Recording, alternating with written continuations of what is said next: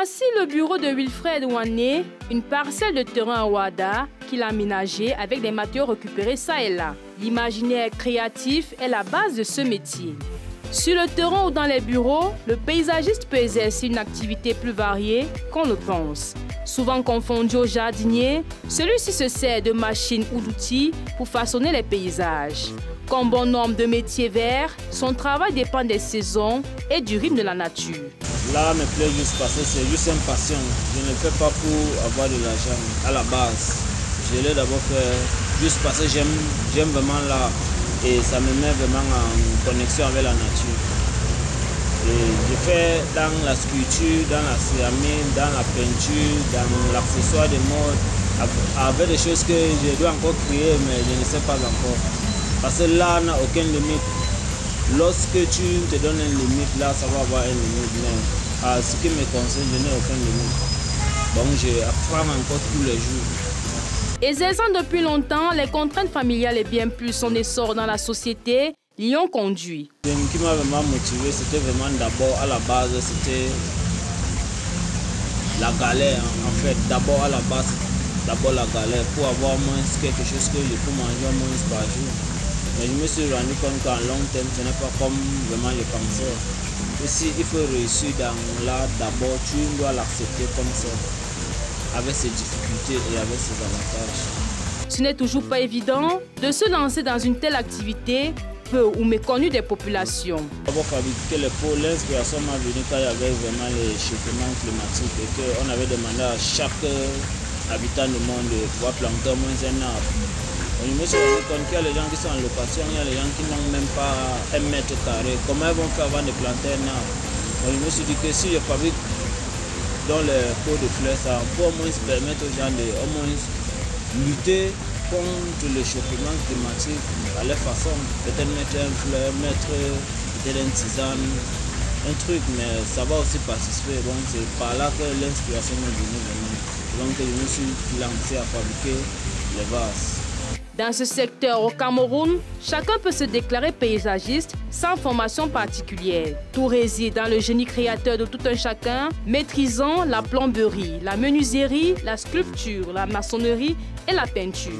Vraiment, le début était très difficile. Il y avait des épreuves à surmonter, mais ce n'était pas facile. Mais j'ai fait de mon mieux pour vraiment m'accrocher parce que j'ai failli penser plusieurs fois de pouvoir l'abandonner, mais je me suis toujours accroché. Vers le début, c'était vraiment dur parce que j'ai travaillé mais je ne vendais pas et les gens ne comprenaient pas aussi l'art que je faisais. Mais je n'ai pas lâché parce que les amis m'ont toujours félicité et m'encouragé. Donc ça m'a aussi tenu une tête haute de ne pas pouvoir lâcher. Je veux aussi dire aussi aux jeunes que dans tout ce qu'on fait, ce n'est jamais facile. Mais il faut toujours s'accrocher et il faut aussi aimer et soit persévérant et plus discipliné aussi. Parce que même si tu es talentueux comment et que tu n'es pas discipliné, tu ne vas arriver nulle part. Voilà longtemps que le paysagiste ne se contente plus de fleurir les carrefours. Un véritable architecte, il fait appel à la créativité sans jamais perdre le sens des réalités, s'efforçant d'améliorer le cadre de vie des populations. Ouais, je suis autodidacte, je n'ai pas un maître formateur, je n'ai pas fait une école pour l'art. Comme je vous le dis, c'est juste une passion qu'avec le temps, j'ai eu à vraiment me cultiver. Au fur et à mesure que je travaille, j'ai plus d'expérience et il y a aussi les gens qui viennent et est-ce que tu peux me fabriquer ça comme ça, comme ça, comme ça et je me retrouve à le faire. C'est pour cela que je vous ai dit que là n'a aucune limite tant qu'on croit et qu'on aime ce qu'on fait. La tactique mise en place ici pour avoir la clientèle est le bouche à oreille. J'ai vu, je suis satisfait et j'en parle. Ouais, pour avoir la clientèle, c'est juste parce que ce que j'ai réalisé dans mon atelier, des fois les gens le voient et ils sont intéressés. Et les gens m'accordent pour donc savoir comment ils peuvent faire pour aussi avoir ça chez eux. Et il y a des fois les gens viennent avec des images qu'ils ont vues ailleurs. Est-ce que tu peux reproduire ça, tout ça? Et là je me lance à l'intérieur. Tant que ça concerne l'art ou le ciment, tout ça, je me lance à l'intérieur. Parce que je le maîtrise encore un peu, mais j'apprends encore tous les jours. Un jardin, on le met en place et on attend qu'il vive. Du coup, le temps est imparti pour ses réalisations, que ce soit l'espace à modeler bien plus les pots, d'y faire du travail à fournir. Donc, par exemple, pour produire peut-être un pot, comme vous avez vu là, il me faut une semaine pour produire un seul pot parce que c'est à plusieurs phases. La première phase, il faut donner d'abord le moule, il faut fabriquer d'abord le moule. Le moule, je donne la forme avec le sable. Dès que je donne la forme avec le sable, maintenant, il me faut travailler la première couche. Voilà, c'est la première couche qui doit maintenant porter tout le pot à la fin. Je fais d'abord la première couche et je le laisse dormir pendant 1 ou 2 journées pour que ça se sèche bien. Et après, je peux continuer avec la sculpture. Depuis plusieurs années, Wilfred met toujours la main dans le gravier et le ciment pour produire les articles. La plupart du temps, il n'attend pas les commandes pour s'y mettre. Non, ça, ce ne sont pas des commandes, ça, ce sont mes créations à moi. Parce que je n'attends pas juste pour avoir peut-être une commande avant de travailler. Moi, je travaille d'abord tous les jours.